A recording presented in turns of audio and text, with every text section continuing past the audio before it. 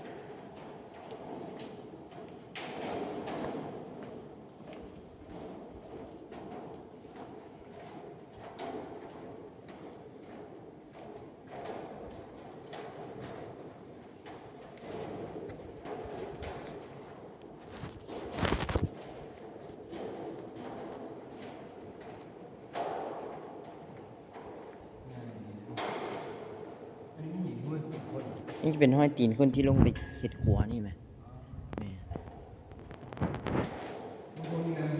แม่นช่วงนี้น้ำมันจะแห้งว่าช่วงเดือน8เดือน9เดือน10นี่น้ำมันก็จะไหลมันก็จะท่วมขัวเลยจะเข้าบ่ได้แม่นเฮาก็จะได้ปิดถ้ำแม่นช่วงเดือน9เดือน10เนี่ยก็จะได้ปิดถ้ำปิดก็ได้ปิดแต่ชั่วคราวล่ะแม่น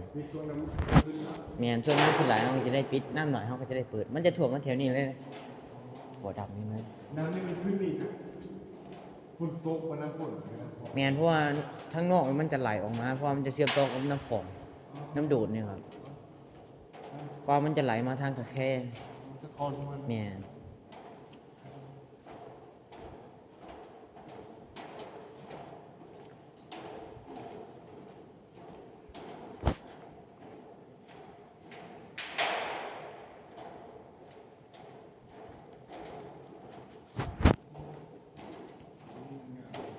แม่นี่จะเป็นที่นั่งเทวดา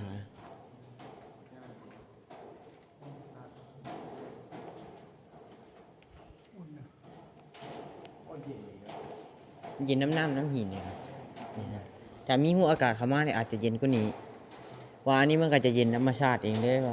ว่ามันจะเป็นถ้ำตันเลยแม่นบ่มีหัวอากาศเพราะมันจะเย็นน้ำหินแม่น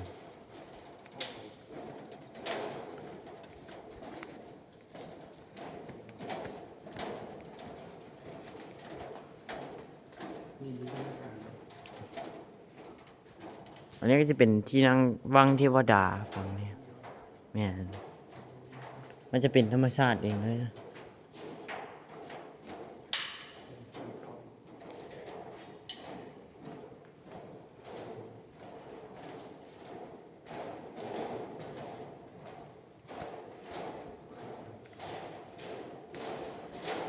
แล้วมันมีจุดเด่นที่เบิ่งต่อไปก็คือจุดนี้เพราะมันก็ทำนั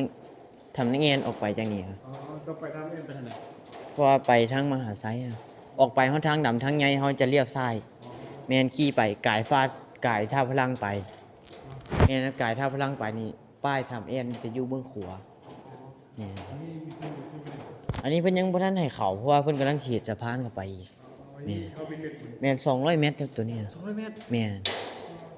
ว่าทางในมันจะเป็นวังทางในวังยาวเข้าไปหน้ามันก็จะลายมันก็จะโล่งคือทางนอกนะครับแม่น200 เมตรความยาวแม่น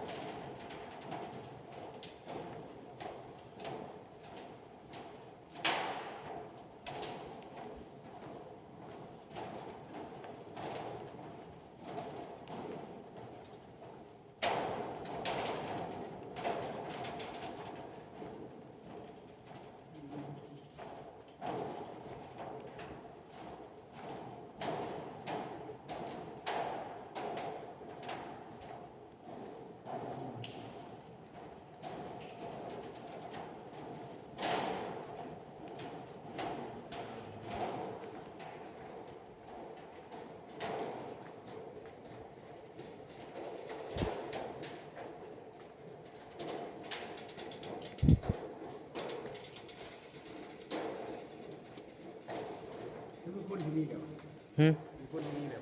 ทางบ้านเฮาก็ทางเข้ามานี่ อ๋อทางนี้ แม่นที่ทางเจ้าเข้ามาน่ะ นั่นนะ แม่นว่าจะเป็นเจ้าขี้เข้ามามันจะมีบ้านน่ะเนี่ยอันนั้นจะเป็นบ้านเฮาเพราะว่าคนที่เวียกนำกันก็บ้านเดียวกันเบิดเลย พื้นฐานนี่ครับ แม่นว่าจะเป็นบ้านเดียวกันเบิดเลยเฮ็ดเวียกนำกันเพราะว่าก็อยู่ใกล้ๆนี่ก็เฮ็ดเวียกนำบ้านนี่ครับแม่นเพราะว่าก็เฮ็ดน้ำเพิ่นก็กินอยู่น้ำเพิ่นแม่นเพิ่นเลี้ยงเบิดเลยแม่น